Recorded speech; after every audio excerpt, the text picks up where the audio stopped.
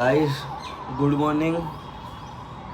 વાગ્યા છે સવારના 12:30 અને આપણે અત્યારે ઉઠી રહ્યા છે. સોરી. હવે જે આપણો ડે જશે સન્ડે, દર સન્ડે હવે બેકાર જ જાય છે, બટ જશે તો આપણે બતાવીએ. ચાલો મળીએ. બહુ લેટ થઈ ગયું છે, તમને ખબર? 1:30 વાગ્યા તો જમી લીધું, ચા જ નહીં પીધી આજે. ચા વગર મજા નહીં આવતી. હવે આપણે આ પપ્પાને મૂકવા જઈશું. હવે પપ્પાને મૂકીને પછી આપણે આપણી જોબે જ જઈશું, બીજે કંઈ જવાના છે નહીં. આજે ભલે સન્ડે રહ્યો, બરાબર. ચાલો મળીએ. તા પર આવીને ચા પીવા આવી ગયા હતા.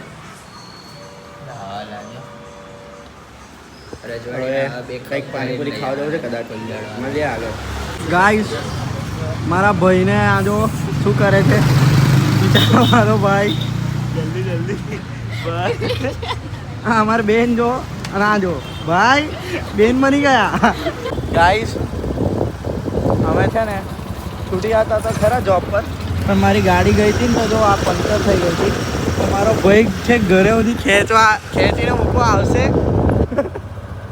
ના ગાઈસ મેં થોડી વચ્ચેથી લઈ લઈશ, ખાલી હવા મળી જાય, હવા પૂરવાનું મળી જાય ને ભાઈ મેં જાતે જ લઈ જઈશ. ટેન્શન ના લેશો ગાઈસ.